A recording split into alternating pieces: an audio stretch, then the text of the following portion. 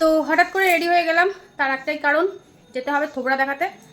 আর সত্যি বলতে এতটাই রাগ হচ্ছে মানে বলার না, কারণ কি আমাদের মতো মায়েদের তো অসম্ভব হয়ে যায়। এই যে ট্রিটমেন্ট ছেড়ে এসেছি ছেলের, এই কারণের জন্যই আসা। তখন তো তোমাদের বলেছি হিয়ারিংয়ের ব্যাপারটা।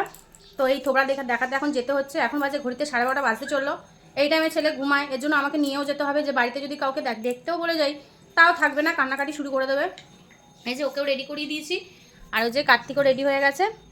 তো কার্তিক আজকে কাজে এই কারণে যেতে পারলো না, যেহেতু আমাকে নিয়ে যাবে।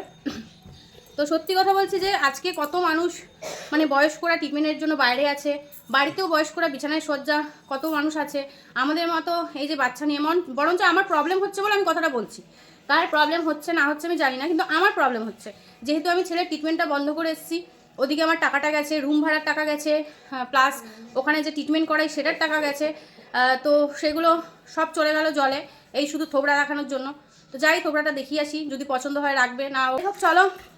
অনেক রাগে কথাগুলো বললাম, কারণ যেখানে ছেলের ব্যাপারে কথা আছে সেখানে মাথা এমনি গরম হয়ে যায়। তো চলো, এই যে রেডি হয়ে গেছি, আর ছেলেকে নিয়ে যেতে হচ্ছে। তার কারণটা বলছি যে ও নাহলে কান্নাকাটি শুরু করবে, আর কান্নাকাটি করলে আর রাখা যাবে না। সেই জন্য এই রোদের মধ্যে ওকে নিয়ে গিয়ে আমায় দাঁড়াতে হবে।